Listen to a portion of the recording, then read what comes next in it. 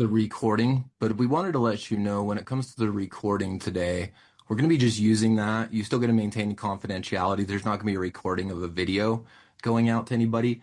We're going to be using the recording for audio purposes. So like when Stephen and I are speaking, we want to take a sound bite from that or share it with you guys. But if just to let you know for the recording perspective, you guys get to keep anonymity and keep feeling safe in that. So just wanted to let you know.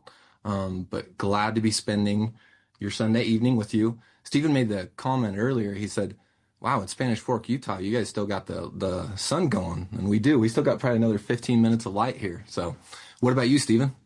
I'm in South Carolina, so it's 9 p.m. here and it's dark. It's dark. It's dark, yes. Yeah.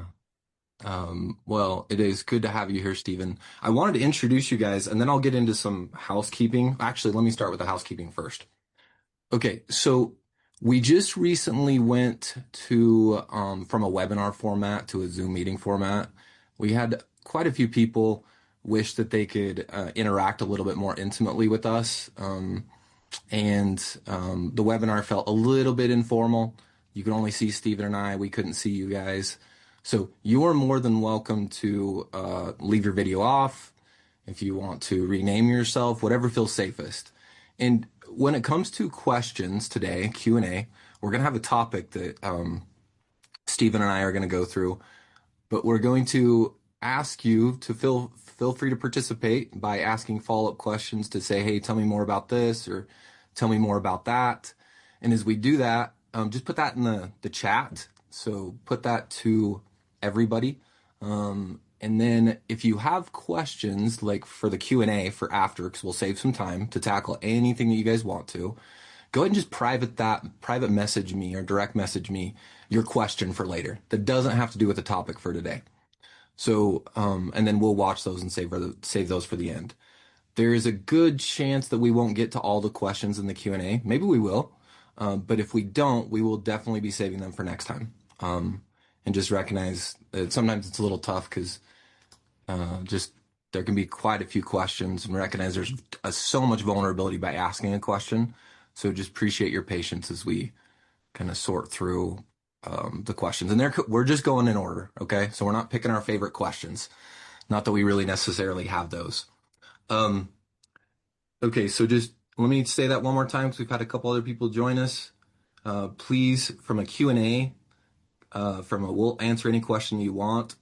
Go ahead and private message those questions to me that don't have to do with our topic.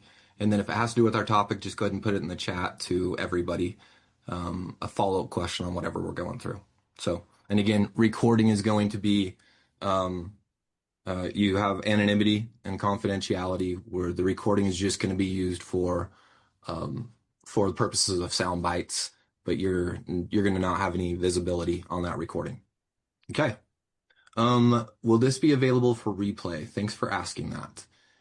Yes, the audio portion will be from a soundbite perspective. So, yep, thanks for asking that question. Stephen, what did I miss from a housekeeping perspective? I think you covered it. Okay. All right, cool. All right. Okay, friendly note, and then I'm going to introduce Stephen here. Friendly message. Thank you so much for the vulnerability in joining here tonight. Some of you are able to do it. It's just you solo because maybe your relationship isn't in a space to be able to be on this webinar, this road to recovery as a couple. So whether you're just coming individually or you're coming as a couple, we're just so much respect and love for you being here. We hope this gets to be an uplifting experience. We recognize that stuff that we talk about can be really hard. There can be a lot of triggers that come from it. So if it gets to be too heavy, if you're the betrayed partner, we totally get if it's just at some point it doesn't feel safe to be here anymore. Then yeah, please jump off, do whatever you need to take care of your emotional space. And, that goes for even the individual seeking recovery. Just work your recovery, and we're here, and we will try to attend to the group as we can, knowing this can be heavy stuff that we talk about. Anything you want to add on that, Stephen, before I introduce you? No, again, I think you're covering it. You're hitting the ball out of the park. Okay, cool. Okay, so let me introduce you guys to Stephen. So I get a chance to tag team with him today. He joined me on the podcast the other day, and it was well received. Steven's been around. How long you been coaching with us now, Steven? A few months? Yeah, about 4 or 5 months now. Yeah. So we've actually got introduced to Steven through AppSats. Yep. And it's an organization who's the world leader on understanding betrayal trauma and educating professionals on betrayal trauma. So we were able to meet him. He's very partner sensitive. So if the betraying partner gets a chance to work with them, he's always got you in mind as the betrayed partner as he works with them. So that was one of the things that was most exciting as we get a chance to connect with Steven. So you'll notice that as he guides us through some content tonight. So Steven, what do you want people to know about you? Yeah, thanks for that introduction. I am deeply passionate about the impact of a betrayer's behaviors on their partner. Um, in the end, people come to us typically seeking, especially the individual seeking recovery, they want to change some behaviors in their life that aren't aligned either with their value system or have caused damage in their most important relationships. So that latter part of damage in the most important relationships, there typically is this part of like, I want to do what I can to save my marriage, to put it bluntly, right?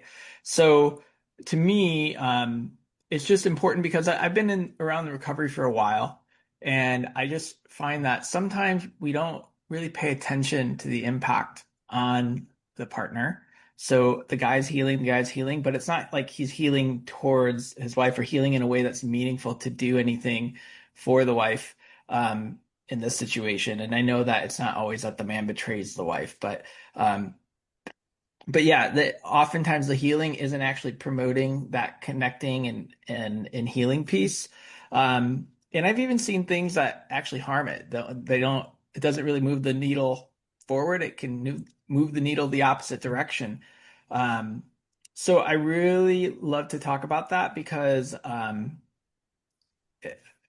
maybe you guys have heard me say this before, but I like to talk about sexual health. And when individuals seeking recovery come to us, they're saying, hey, I need to get rid of unhealthy sexuality in my life, problematic sexuality in my life, right?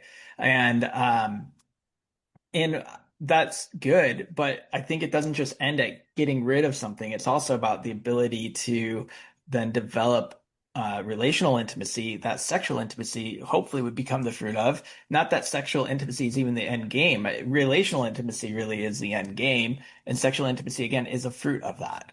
That you can bring the relational intimacy into the sexual connection. So there's that part. So the point is when I think of the whole continuum of sexual health, the impact, the entire journey on the partner is extremely important, right? So that is the lens that you're going to hear embedded through everything I talk about tonight. So that's my very long-winded answer to what else do they need to know about me, Luke? That's good. They'll get the sense as we go on. Thanks for the introduction, Stephen. Yeah. All right, so go ahead and start to throw stuff in the chat as we go through this topic today. If you need clarifying questions. All right, so here's what we have tonight for you. So why time doesn't heal betrayal? Okay, so here's what I'm recalling. I'm thinking about running the groups that I do, and I'm thinking about the men that show up. And I say men as the individuals seeking recovery because I run men's groups. And he says, I've been in this for 8, 9 years, 5 years, and I still feel like I'm the same place I was. Nothing's changing. And it's almost as easy as associating that time that he spent in this journey since Destruction Day, since D-Day, since everything blew up, as the factor that would allow healing to happen. But we know that's not the case. So, Stephen, you want to set us up for this of how we're going to tackle this subject? Yeah, I love that No, real live you all example see that this? I've heard lots of Yeah. times. Hold on, we got somebody's unmuted, so let me get him muted. Here we go. There we go. Got it. Yeah, that's a great example. I also work with individuals seeking recovery, and you'll hear after a few months, like, she's still bringing it up that I cheated on her, and it's been 3 months. Come on. And I'm sorry to chuckle a bit. I've been doing this for a while, and I remember when, I mean, 3 months is a big deal, and I want to celebrate when an individual hits that marker. But it also, I mean, if you think about healing from betrayal, I mean, there's so much to grieve, and that takes time, and there's just so many layers to it, right? So to actually move the needle forward. Um, so that's a great example. And I think one thing that's important, as we deep dive into this together, I think it's important to know that I think that the idea that time heals an emotional wound, is a fallacy in general. I think what actually happens in our lives as we grow up is we'll bury things. And if the pain we carry isn't truly processed, and it shows up later as a trigger point. And, betrayal trauma is a very complex pain that has lots of processing needed and not lots of healing points. So the point is then betrayed partner is going to have triggers that show up for a significant amount of time. And it's worth to say too that healing can happen and things can still feel, there could still be some triggering that comes up, and the betrayed partner may learn how to navigate that in a healthy way. And maybe their partner maybe the individual seeking recovery has done a lot to create safety and shown some change for a consistent amount of time that those triggers get a little easier to navigate. But I think we could just bury the idea that time heals. To me, I think of a family dynamic. If you grew up in a family where you just forget it and let time heal it, I think you have a lot of people in therapy when they're older. So, Yeah, I think that's so true. Um, y'all, it can be very validating to hear in the chat, maybe your response, not just follow-up questions, but your response to the content we're going through. So yeah, maybe feel free to use it of what if you feel so inclined, um, how you yeah. feel about this subject of time healing things and what your experience is a little bit. Yeah. Uh, when you so Stephen, walk us through it. What actually does heal if time doesn't? I what I believe actually will heal is connection. And I really want to take time tonight to unpack what connection truly means, because I think there's lots of layers in the scenario we are talking about that are needed to build connection. And I even want to say for anybody is here who is an individual seeking recovery, maybe you're at a point in your story where you've processed some of the roots of the pain that have caused you to act out. I've just found that there are some traumas I experienced at age 8 that I can still feel and connect. I'm 41 years old. So, and I've learned how to navigate it. I've learned like, oh, in this moment, I started to believe I'm not enough or I'm weak and stuff. And I have to still work to kind of disown that narrative and own a better narrative about myself. So my point is even on your journey, you're gonna find that you have pain that's been operating that's actually contributed to the problematic sexual behaviors in your life. So I say that because as you do that, you'll be able to even understand your partner, that yeah, there's certain pain that we know is there, we learn how to live with it. We learn how to process it in a way where it doesn't ruin our day. We know how to navigate our triggers well. And going to your question, connection is what helps us navigate that better. It is what can heal. And I also, you probably may be picking this up. I'm not painting a picture of healing that sounds like there's no more pain. I think that's part of what gets people disappointed is you're seeking a place where there's just no pain anymore. And we're going to deep dive into this a little bit later, but pain isn't a problem if you and your partner know how to be with each other in it. Because connection is really, again, what we're seeking, right? And connection doesn't happen by being happy all the time. It's like, can you connect when one of you is feeling sad or angry or lonely or hurt? Connection is really what we crave. If you probably experienced this dynamic in your relationship where maybe you as a partner are experiencing some pain, some hurt, or some anger or something, and your partner is trying to say, "Hey, well, look at these changes, da da da." So he's like, I'm in joy and you should be in joy too. And there's this disconnect because really for the individual seeking recovery, your journey is to learn to go be with your partner and meet her there and learn how to connect with her there. Yeah, If you're absolutely. in a different emotion, saying, get into this emotion with me, that's not connection. Yeah, yeah, for sure. Intimacy is going to be the piece that heals it. What's the first piece of cultivating connection, Stephen? Yeah.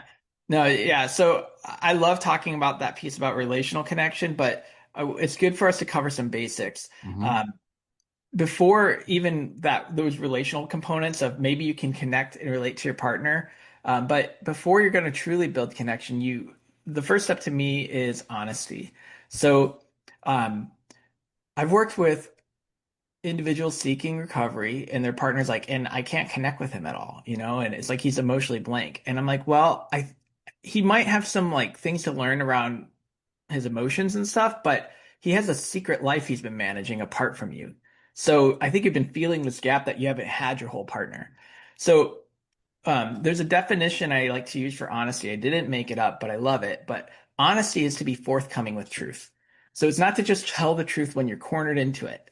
When you're about to write a polygraph, it's to develop a lifestyle that you are forthcoming with truth. Hey, honey, this is what I went through my day. This is what was hard. This is what was triggering, and this is what I did. Um, I think that for an individual seeking recovery, I think that actually everyone's wanting to bond, and that sort of truth management piece can block that. We were chatting right before this. I think as individuals seeking recovery, we have to learn to become participants in the relationship rather than managers of the relationship. If I'm trying to manage the outcome and select what I say, that's not going to produce connection. When you say oh, okay. When you guys hear, go ahead and throw this in the chat if you want to, a response to this. You're not obligated. When you hear about cultivating connection, it's honesty. Go ahead and what comes up for you. Um, and then honesty, the forthcoming with truth. Obviously, foundationally, that's going to be a huge part of connection. Yeah.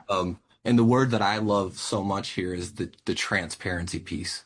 Yes. I want to present just like a little bit of an obstacle here that happens when it comes to honesty, which Yeah. is if you have somebody that, if you're living with a partner who only gets caught, like that's the only way in the journey that what they are really, um, that's the only way they're going about this is they don't have new information to share with you. That's super problematic, right?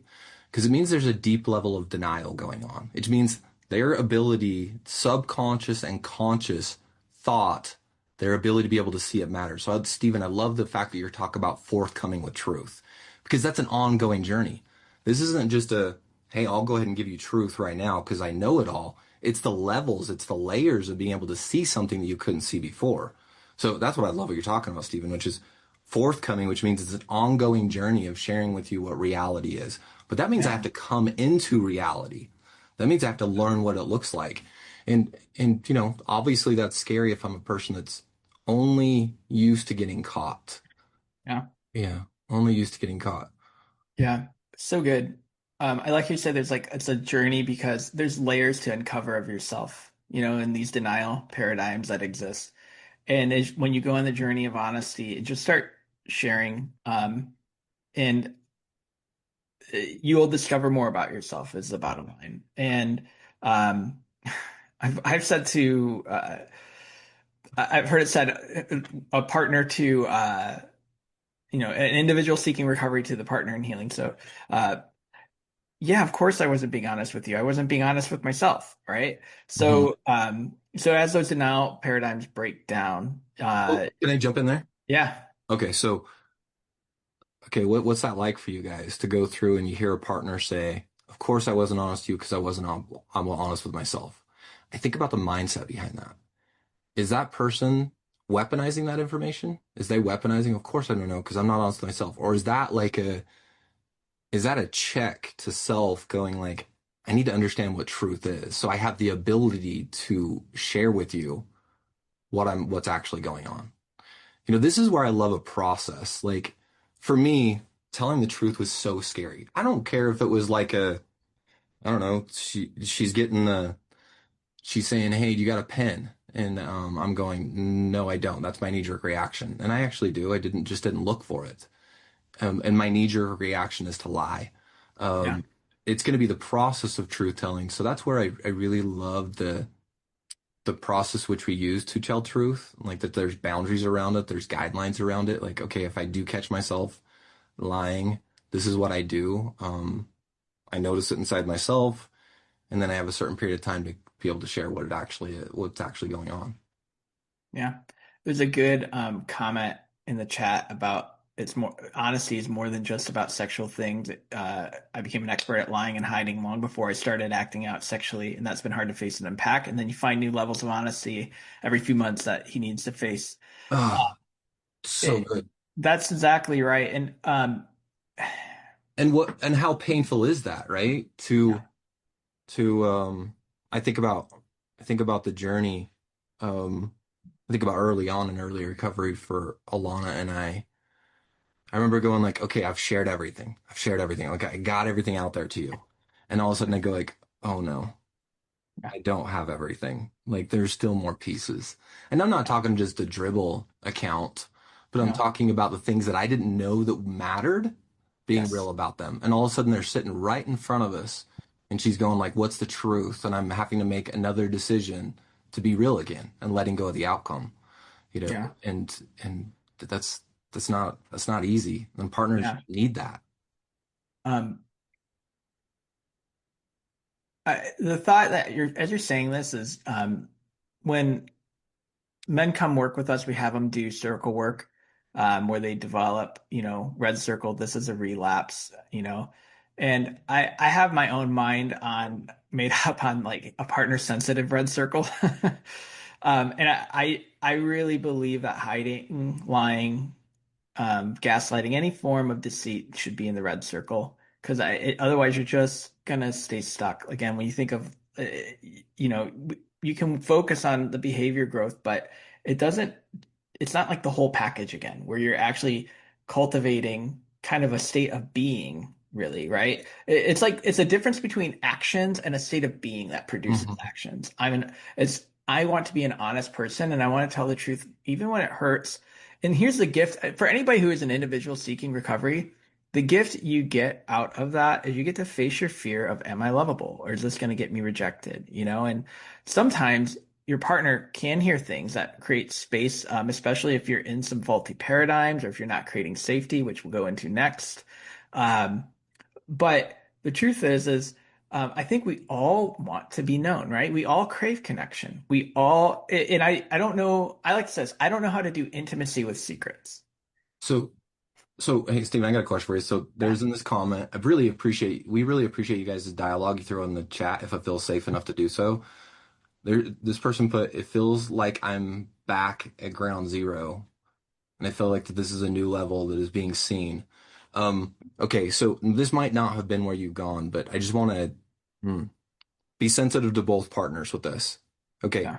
there's the coming truth, and sharing it can feel like that it goes back to ground zero, Yeah. when there is an opportunity for truth. It's like Yeah. there's so much fear around, hey, I'm gonna share truth with you, but really the look at ground zero is in what's different about this pattern. Is anything different?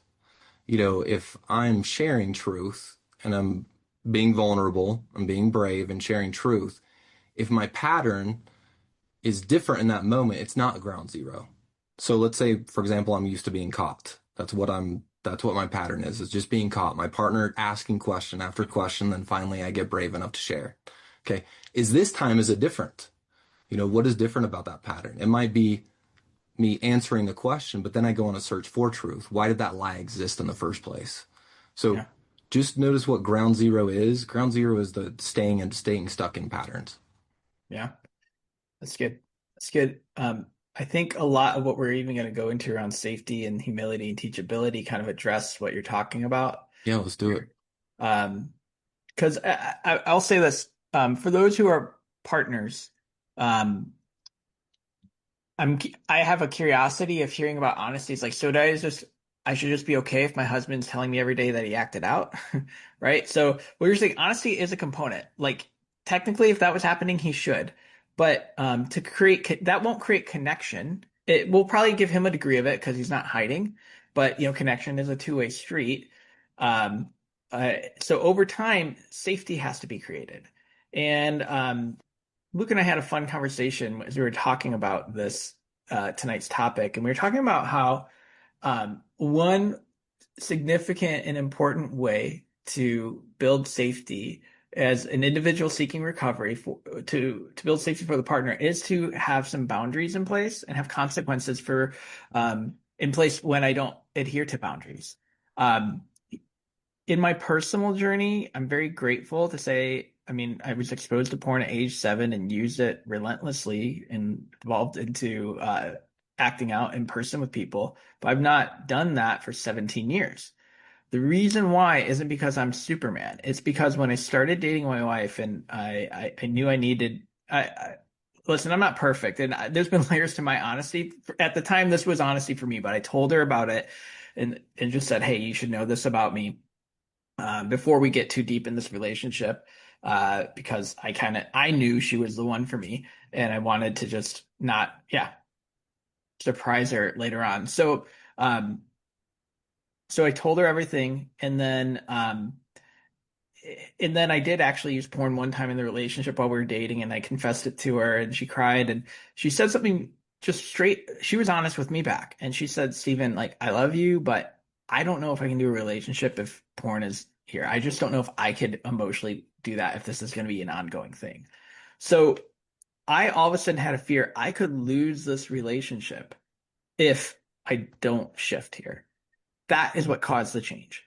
All of a sudden, I had the ability to change because I was afraid of losing something that I would lost, and I didn't believe I had the capability of change. And what I find is that for guys who are in recovery, will kick and scream at these boundaries and the consequences that we have to experience related to if we don't adhere to them.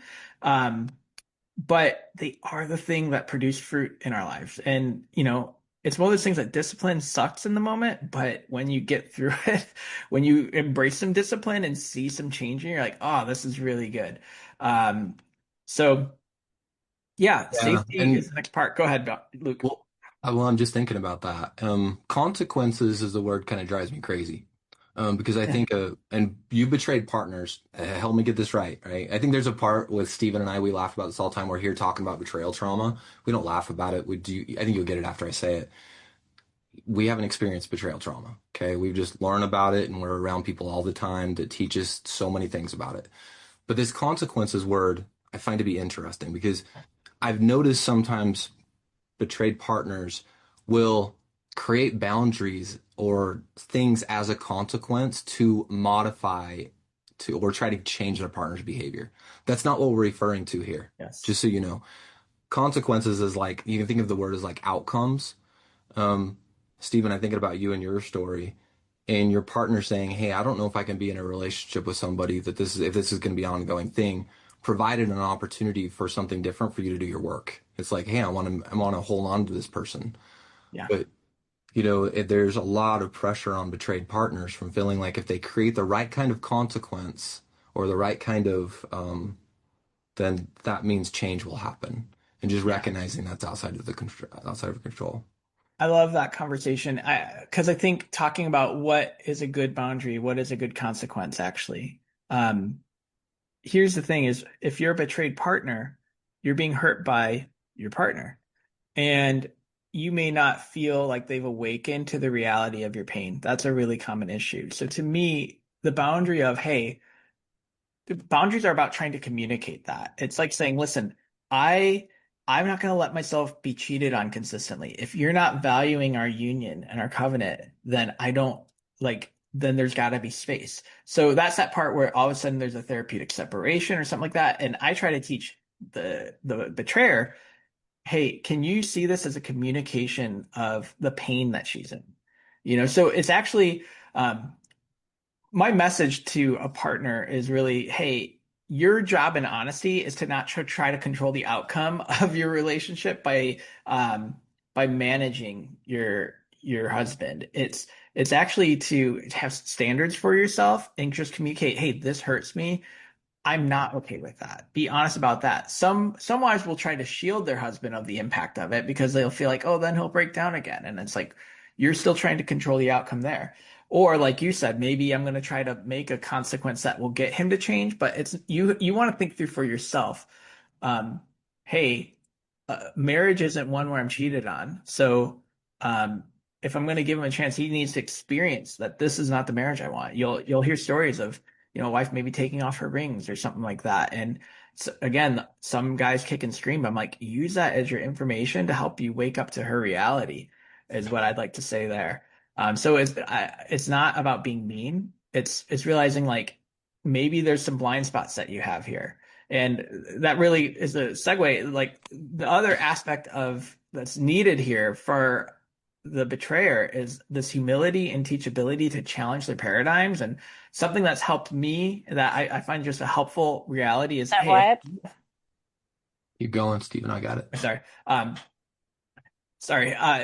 What helps me is, hey, if I have um, injured my relationship through a lot with a lack of integrity, where I've lied, where I've cheated, where I've hidden, where I've betrayed my partner sexually, that means that I absolutely have blind spots when it comes to sexuality. I absolutely have blind spots when it comes to relationships. I absolutely have blind spots when it comes to navigating my emotional self. Hey, Stephen, can I pause this for 1 second? Yeah. Okay, so I want everybody to be able to follow this, and maybe I'll throw it in the chat. But okay, so what we've talked about so far is Steven's presenting to us what does heal a relationship. So he's saying cultivating connection does. So honesty paramount. It has to be there. Just a Yeah. forthcoming of truth, the process. Now we're on to safety. Safety Yeah. being the next one. So that this one where we talked about boundaries and consequences, those are the things that modify the behavior. Now we're moving on to humility and teachability to challenge paradigms. Okay. Yeah, and So those again, boundaries will create safety if you're adhering to them, right? And actually, I'm going to say one more thing because as I said that, I had a thought pop up. I have boundaries in my life. I have consequences tied to my boundaries. So, if I am putting myself in a situation where my sexual attention is being given to someone other than my wife, and I'm not doing something to protect that from happening, it, the consequence is saying, hey, you know what? That's really going to hurt her. My wife doesn't deserve to be around a guy who's not going to protect her from that. So, yeah, the boundaries can be, I need to be out of the house for a period of time. So again, it's just this idea of if I'm doing that, I want to wake myself up to the reality because I could lose something significant if I don't, mhm. right? So there's a way to do boundaries and consequences that are really helpful. And again, they're intended to wake you up to the reality. So it's like I don't want to continue in blindness and drive myself to a situation I regret where I lose things that are really important to me. Yeah, and then somebody put up, I really like this. Consequences remind me of being a parent to my husband. Yeah. Um, so true. Thank you so much for saying that because that's not the role that that person No. wants to be playing, right? So boundaries are something that we use to keep ourselves safe, emotionally, psychological safe. So if our partner can't do that on their own, we have to put boundaries up, and there's an outcome that's going to happen Yeah. because of that. That's what we're referring to with a consequence. Yeah, it's like if you're the individual seeking recovery and you have a boundary in place to maybe not use pornography because that's going to injure connection, and then you do, she's going to have a boundary back. That is the consequence. She'd Hmm. say, "I'm not going to be treated this way, and I'm not going to pretend like I'm okay. I'm not going to bury this." And I encourage partners, like I say, you do your part in being honest, partner. So if you're not happy with that, if that hurts you, your husband should know. Otherwise, again, you're not even doing your part in connection. You're not being honest, right? So again, this is just about both parties showing up to the relationship authentically, and talking about, hey, this is what is needed to promote connection, and these are behaviors that injure it. And we all have behaviors that would say, hey, that's a no-go for me. I'm removing myself. So to me, that's really what boundaries and consequences is about. And you're right. So Go ahead. yeah, teach us about the humility slash teachability for the paradigm shift. Yeah. So I just found that there's so many things I had to learn that I thought my wife was wrong about. And I wasted a lot of time arguing her.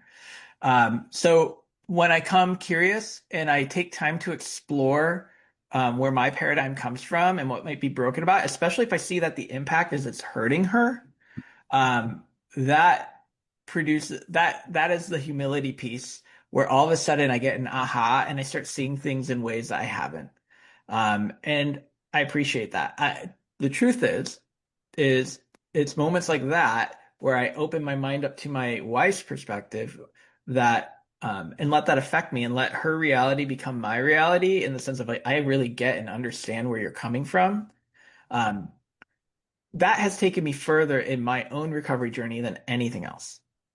If it was just me thinking up my ideas on my own, I wouldn't have figured it out because the truth is I don't think like her, right? She's the subject matter expert on how she wants to be pursued. So I need to hear that information and stop being like you're crazy, right? And that's the other thing is if I'm in a place where I'm holding on to my paradigm and be like, I just think she's crazy, there's no chance of you doing connection because you don't have empathy for her. You have no empathy if you think she's the problem. You've stepped out of ownership in that moment and said, "Well, I actually guess I'm good, and she's the one, so we'll just wait for her to heal." We all know how that goes. I hope you have a great hotel fund or a comfy couch. Um, and yeah, I have more to say about this, but Luke, I didn't know if you wanted to chime in yet. No, I was just thinking about the humility piece. So if you're presenting Stephen, which I like a lot, the what creates safety is boundaries. What creates safety is humility. Because that's going to give you going to create a teachable person to be able to challenge their current paradigm. Um, yeah, I just think about the individual seeking recovery going through this journey and going like, my thinking, what is it, a 12 step? My thinking's what got me here. I can't, my Yes. stinking thinking, Yeah. you know, Stinking thinking. and I always just think in that moment, I want to go, okay, now I figured it out. Now I know what real is. Now I know what truth is. Um, but I don't. Like, I have to continue to challenge my paradigm and continue to understand my partners. Uh, Yeah. and as long as I'm after what the other person's thinking and perceiving, it doesn't mean it necessarily has to be mine. Um, there's some really important things can happen. That is going to create safety when we don't just need people to look through our lens. And that's what I want. And when I'm in dysregulated outside my window of tolerance, I just really need people to see it through my lens. When I'm Yeah. inside my window of tolerance, I don't need to. I can seek to understand what my partner's experiencing. Yeah. No, this type of thing here will be the difference between a guy saying, "Well, I'm not acting out anymore," and the wife still feeling like, "I still feel so disconnected to you." And maybe as he grows, he's like, it comes out, "Yeah, I mean, I objectify a lot, but I'm not acting on it." And she's like, "The problem is all these other women have your attention and I don't. That hurts me, you know?" Mm, So a guy could just stay mm. stuck and be like, "Well, I have eyes, whatever." And I'm like, again, you Hold got to on. be, Can you say yeah, that again, Stephen? All these other women have what? have your attention, but I don't. But I don't. All Exactly. these women, think about the hurt that comes from that, right? Yeah. Yes. Like I'm seeking for connection. I'm seeking for intimacy. Everybody else gets it, but I don't. Okay, Stephen, can I steal a little bit of your thunder? Go for it. Okay. All right. So I think I think often the individual seeking recovery goes to a place of like, yeah, I'm humble. Of course I'm humble. You're presenting humble as like a creating safety. I couldn't be more humble. Like right now, like I don't have any power. I'm doing everything she asks for. Yeah. Like, just feels like that there's humility exists. Let me just give you something to test it with. To just go, is humility present? Okay.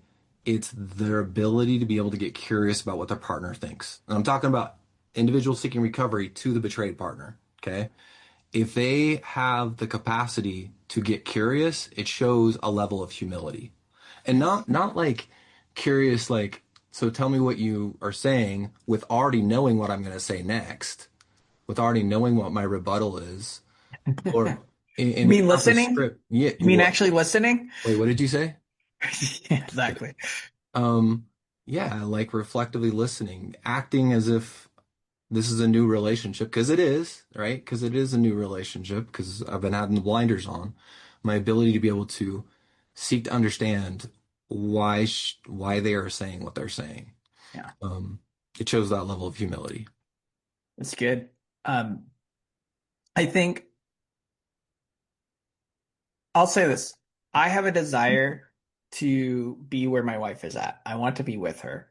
So again, I want to learn her paradigms. I want to learn about what creates safety for her.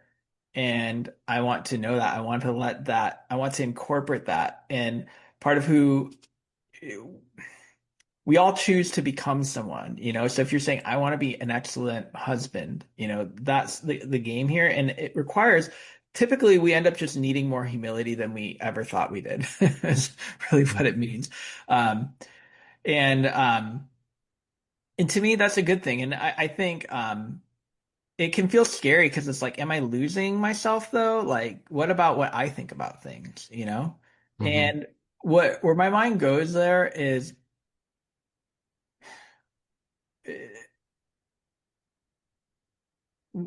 I think that it's okay and actually a good thing because, again, my paradigms produced an addict. My paradigms produced somebody who felt unbonded and seeking that anywhere. It produced a lot of pain. So my personality has changed a lot. It feels kind of like, you know, as a professional helping others, it feels a little scary to say, are you willing to change your personality? But the thing is our personalities do develop based on our developmental experiences, our families of origin. And not all of that is good. And maybe there's a better version of you. I think this journey of, hey, I want to become one who pursues this woman, creates safety, who cultivates honesty. I think that's going to produce really, I think that's a great thing to pursue personally. And I love helping guys who want to do that. Hmm. Absolutely. Do you want to move to the next piece?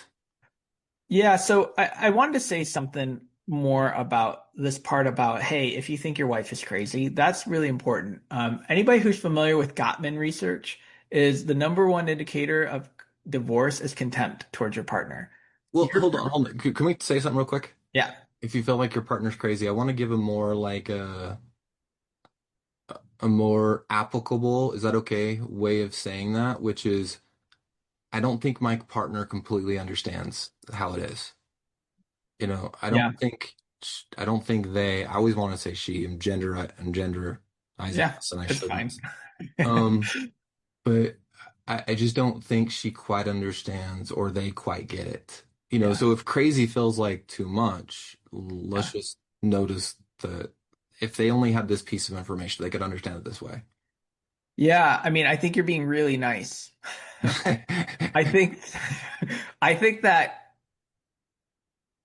I think that we have to look at ourselves and if we have judged our partner and think that, hey, you know, this is their growth, you know, they'll come to my, you know, side. The point is, if you're dismissing them, that isn't curiosity. And sometimes underneath that, you'll discover layers of contempt towards your partner. It's a judgment again, right? And so pay attention to that. If you're judging your partner as bad, um, you're gonna really struggle. So that curiosity part to open your mind out with humility is like, I'm the betrayer. I'm pretty sure I have blind spots in sex, in relationships, in emotions, like in some of my understandings here. Let's just be teachable, right? Um, and then, you know, with that curiosity, if those of you who understand help her heal language, you have then after the curiosity at Choose We Do CAVR, and then you have the acknowledgement and then validation. So acknowledgement to me is about ownership. Then you can say, "Oh my gosh, I did do that to you." And again, you'll have guys getting stuck in the details, but I didn't do that, and they're just missing the point and trying to logic their wife's emotional experience, and it goes nowhere, right? Um, but once you can acknowledge and take ownership, then you can validate. If you think she's the problem, then you cannot validate. Empathy will not come. So these are the things that produce connection again. And we're saying connections heal is what will heal a relationship. So this is again how you cultivate connection. Mhm. Absolutely. And I will just say, while the name of this is Time Doesn't Heal, if you embrace honesty and safety, which safety by, hey, I have boundaries that I adhere to, and I have things in place to make sure I'm following through with that because I don't want to cause an injury that would make me lose this because you matter so much to me, honey, you know? So I have things to say, no, that's gonna be painful if I have a miss there. And then the humility and teachability to, I need to shift some paradigms. She needs to see how I think. and feel that the way I think isn't going to produce another addicted version of myself, right? And also can see and hear her and understand and connect with her, right? So when you do all of that for a period of time, over time, that will cause healing to happen. That's so consistency is needed. So that's where time does matter. Um, but Hey, time without, go can ahead. I share something on the consistency piece, Stephen? Yeah, Okay, so there are two things. If we take a look at attachment theory, we take a look at whatever that attachment style is, whether it's an anxious attachment, an avoidant attachment, a fearful attachment. What we're after is a secure attachment. There is two pieces that create secure attachment. One, attunement. So whether my partner can sit with me and be with me and understand my emotion and while I have that without fixing it, right? The other piece of it is this is what I love that you're framing up for us right here is consistency. Consistency with the authenticity, right? So I show up over and over and over again, and my partner knows what to get. They know what they're going to get.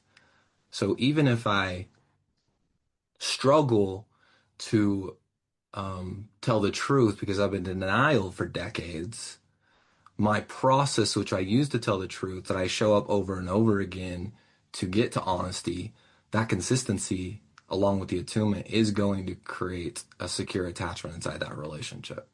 So yeah, this is really important. it's good. I love it. You're right. I'm noticing some comments around, What you are know, we missing? there's some things about humility and teachability, and then the fear of being a people pleaser. So what I can just say to about people pleasing is that that's not honesty, right? So sometimes you have to be honest that you're not in the paradigm, but the humility is saying, I'm willing to do work to consider this. Like, I'm not gonna, if you're saying this is a hard stop in the relationship and I want to be with you, then consider being honest, like I'm not seeing it yet. Hey, I'll reach out and get some external perspective, things like that. Or uh, I've had times where I needed to shift some paradigms to create safety for my wife and I didn't get it, but then just processing as if maybe I could be wrong and doing some journaling about it, all of a sudden it's just like, aha, and I didn't think I could get there. So I would just say, you never want to leave honesty. You have to be real with your spouse, right? And sometimes that means there will be some disconnect as some things are worked out. But yeah, so I just want to name that for those comments. And So, Stephen, what's the okay? So let's think about that for a second. I think this matters because we're bringing up people pleasing. So I'm in a relationship. I betrayed my partner, and they're hurting, and I feel like I want to do anything I can to fix this. yeah, Anything. Like, just tell me I messed it up. yeah, Okay. People pleasing can run rampant in that situation. Right? Because absolutely. what I'm going to want to do is to do anything to create security inside that relationship. But what creates security that you're framing up for, Stephen, that I love so much, is consistency. But let's talk about what consistency is. Consistency is from a values-based authentic experience. So I do things not to make my partner better. That's the outcome, right? That's the outcome. That's why I love the way you go about your work, Stephen, is the ability to be a partner. So I'm going to share with you what I do and why I do it, but it's not to make you feel better because that's manipulation. Like I mean, if the only reason I do something is to get somebody to feel something differently, that's just a fancy way to manipulate, right? Yeah. And But if I do truthfully, it because it's a values-based place and allow my partner to feel whatever she's going to feel around it, if yeah, that, then that's what's going to create that consistency. And attunement can happen at the same time. yeah. So, anyway, just want to highlight that. I, Okay. I love that because, we're talking about, let's say you have an aha about a paradigm that your partner needed you to get for her to feel safe. Um, and if you're doing it to make her feel better, guess what? You're gonna get upset because the aha is beautiful. Now she needs to see that you can keep that new paradigm for an extended period of time. She needs to see you get consistent there too, right? And there's still pain she'll have about the old paradigm typically hurt her. The reason why she wants it to shift is like, I can't get injured like this again. We were saying this might sound a little, I don't know, if it feels okay to say it, but you know, for a partner, I've heard the phrase, it feels like I got stabbed, you know, it, along the way. And I think the analogy that gives me is your partner only has so much blood to bleed, you know? So maybe she feels like I feel like I'm on my last breath.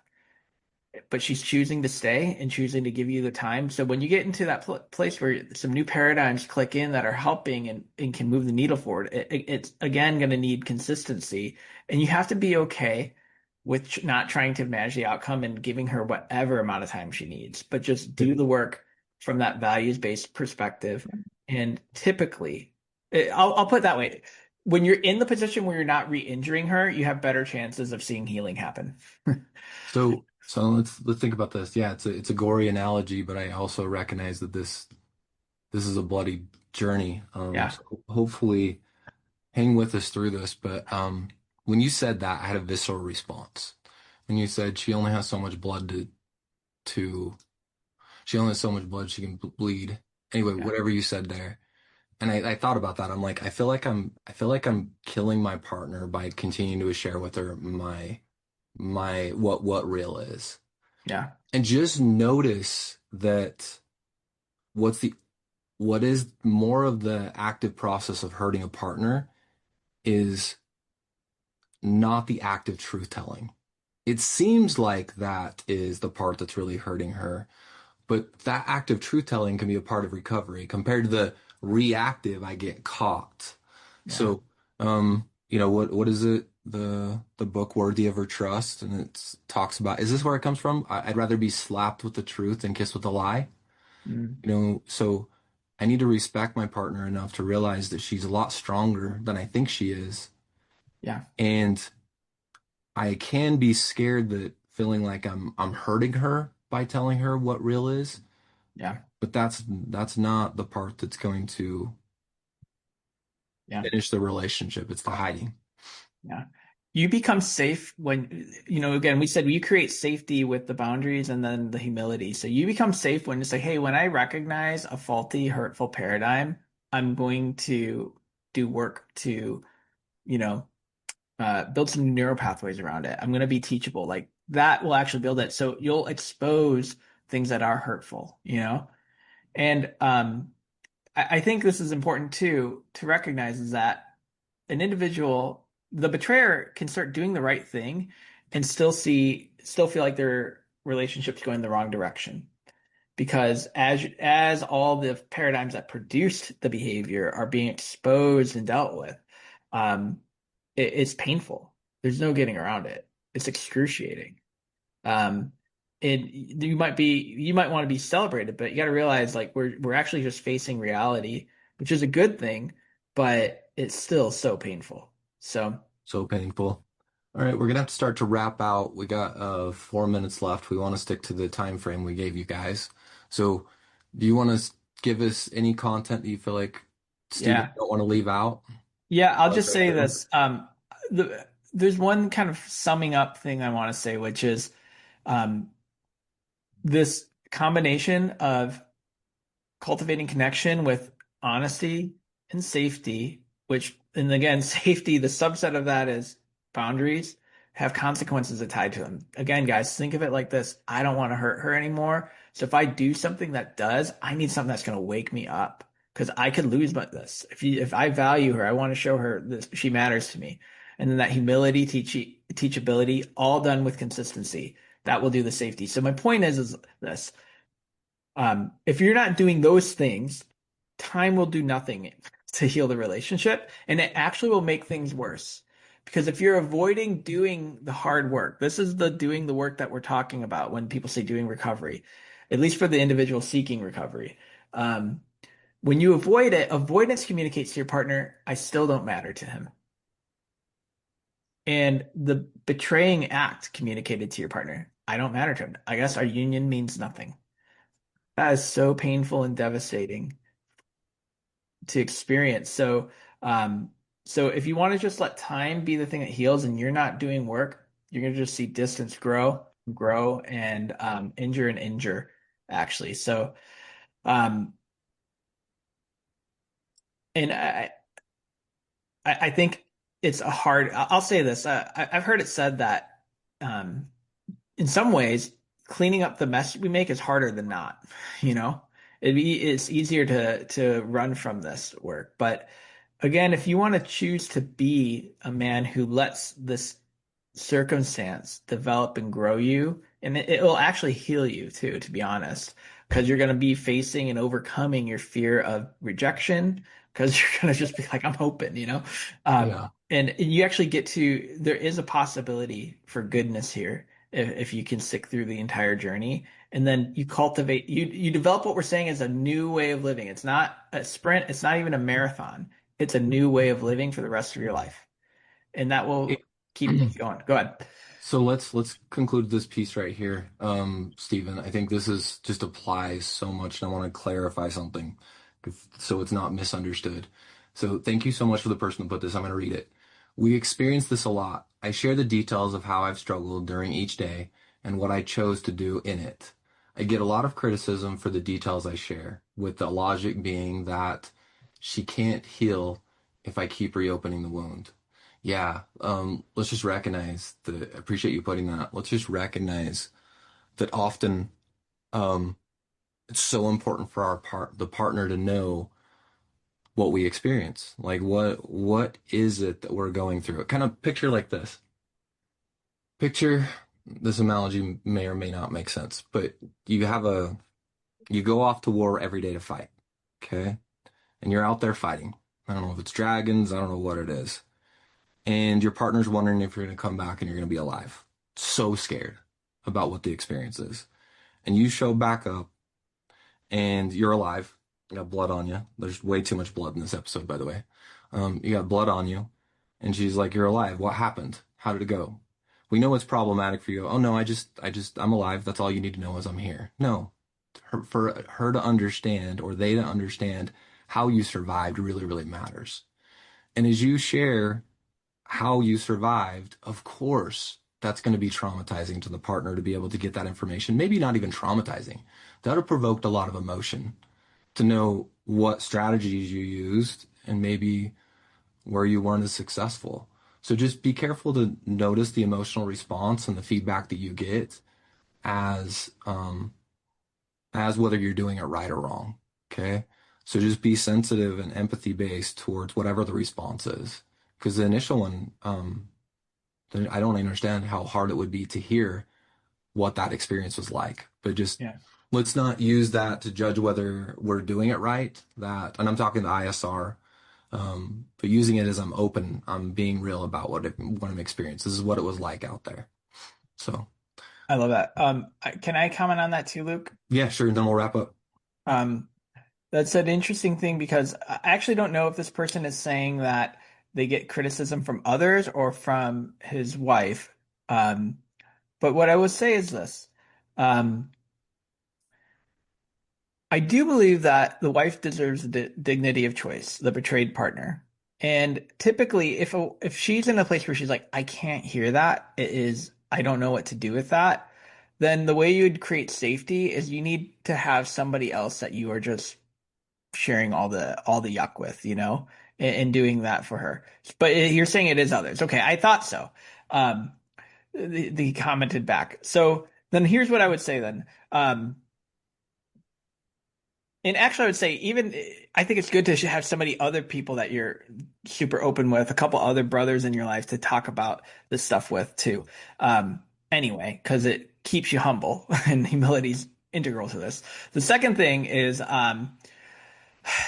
if others saying this, when a guy betrays and then goes on this journey and then doesn't share like the recovery process, I see that people pleasing happening where it's like they pretend to be asexual, like they don't have a sex drive to manage anymore, and they try to act like everything is fine and stuff. But what's happened then is connection's gone. You don't do intimacy with secrets, and then what happens is 3 years later there's another relapse, and they're like, "How did this happen?" And it's even worse because it's like, man, all that work didn't happen. That's really discouraging. So I applaud that person who commented that for keeping things open and share the whole process because that's assuming that she's not going to see growth. And there's work you can do to build new neural pathways as you have these aha moments, and then you have some work around fixating your mind on them so you can burn new neural pathways.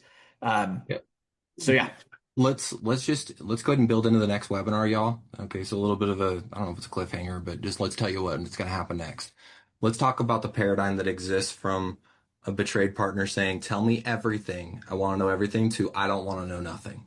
Okay. So let's talk about that experience and what does healing look like? Because I love what you're bringing up, Stephen. That does need to be shared. It's just who does it get shared to? And then Yeah. talking about reopening the wound. What actually is reopening the wound?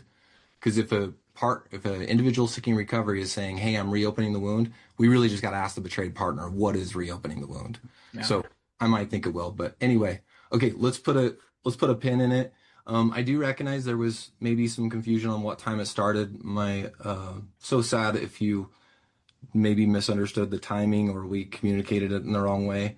The recording will get sent out. The audio, sound bites of the audio will get sent out. And then, yeah, we start at 7 o'clock Mountain Time each once a month. So, anyway, it was good to have you here. Thank you, Stephen, for joining me. And much love to you in your journey. We're here to support you and help you. So reach out and we'd love to help. All right, take care, everybody. See ya. Bye.